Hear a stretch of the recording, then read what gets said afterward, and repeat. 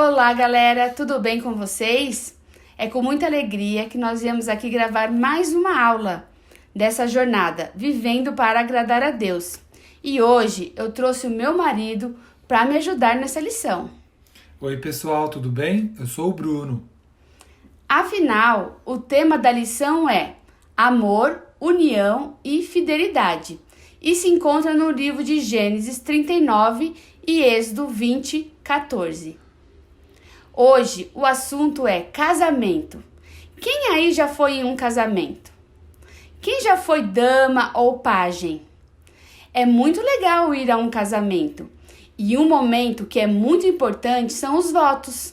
A promessa que se faz nessa hora é de muita serenidade e é selada com a troca das alianças, símbolo de compromisso, um pacto. O 7º mandamento de Deus nos faz pensar neste momento. A partir do 5º mandamento, vemos os nossos deveres para com o próximo. Já vimos sobre o relacionamento de pais e filhos e sobre a importância da vida, e hoje veremos sobre a importância da união.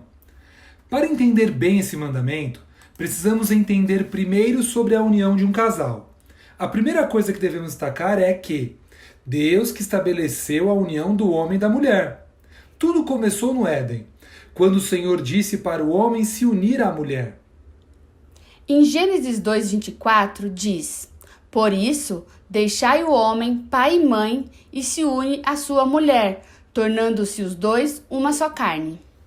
Deus criou o homem e mulher e colocou um sentimento lindo e profundo em seus corações. E depois disso, disse que deveriam se unir.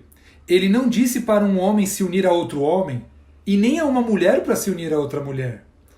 E quando eles se unem, existe um compromisso de fidelidade, ou seja, o marido deve ser só da esposa e a esposa só do marido. Vocês já viram alguma história na TV ou revista que fale de uma pessoa que namora alguém mesmo sendo casada? Ou, mesmo que seja uma pessoa solteira, namora alguém casado? Isso é comum em muitas novelas, mas isso vai contra o que Deus criou, união de um homem e uma mulher. União para valer, união com compromisso e fidelidade. E quando não há essa fidelidade, acontece o adultério. Segundo o dicionário Michaelis, adultério é a quebra da fidelidade conjugal, ou seja, um homem casado não pode se envolver com outra mulher além de sua esposa. A mulher casada também não deve se envolver com outro homem além do seu esposo. E as pessoas solteiras? Elas não devem se envolver com ninguém que seja casado. A Bíblia mostra a firmeza de um rapaz solteiro que se livrou de uma mulher que era infiel. Vou dar dicas de quem é essa pessoa. Ele tinha muitos irmãos, era o preferido do seu pai e os seus irmãos o venderam. Já sabem, não é? Estou falando de José. A Bíblia diz que José sofreu uma tremenda injustiça e foi vendido como escravo pelos próprios irmãos. Ele foi trabalhar na casa de um oficial egípcio chamado Potifar. José era tão dedicado e trabalhador que o seu patrão o colocou como chefe sobre os outros empregados. A esposa do patrão era terrível. Mesmo sendo casada, ela queria se aproximar de José, não como amiga, mas como se fosse a mulher dele. Todos os dias ela ficava dando em cima dele. Mas José sabia que um homem só deve se envolver com a sua esposa. E José não era casado. Então, não tinha que se envolver com ninguém, muito menos com a mulher do patrão. Por isso, ele disse a ela. Em Gênesis 8 e 9 diz: Ele, porém, recusou e disse à mulher do seu senhor: Tem-me por mordomo o meu senhor, e não sabe do que há em casa, pois tudo o que tem me passou ele às minhas mãos. Ele não é maior do que eu nessa casa, e nenhuma coisa me vedou, senão a ti, porque és sua mulher. Como, pois, cometeria eu tamanha maldade e pecaria contra Deus? Mas ela não desistiu. Então tramou um plano. Certo dia, quando não havia empregados na casa, ela esperou José aparecer e o agarrou pela capa. E o que José fez? Ele fugiu. Ele podia pensar: ninguém está vendo, eu não tenho culpa, é essa mulher que não sai do meu pé. Mas ele não fez nada disso. Ele foi obediente ao Senhor. E qual foi a recompensa? Ele foi preso. Ops!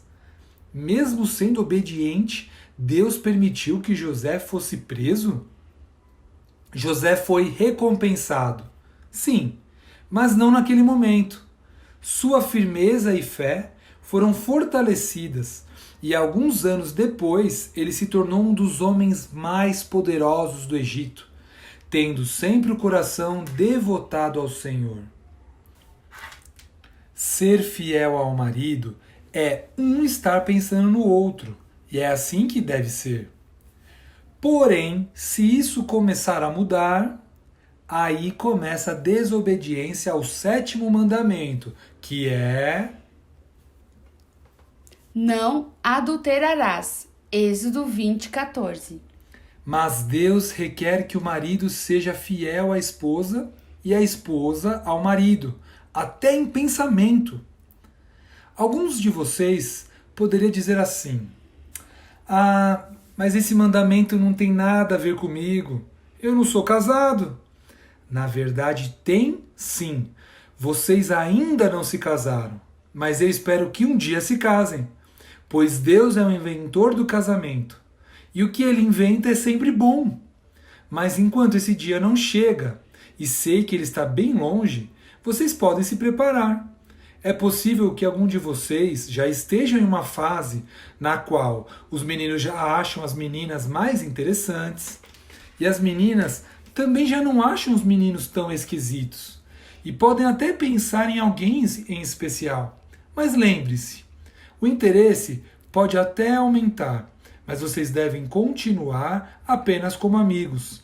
Vocês são novos para namorar, mesmo que alguns colegas mais velhos fiquem falando que vocês precisam arranjar uma gatinha ou um gatinho. Oração.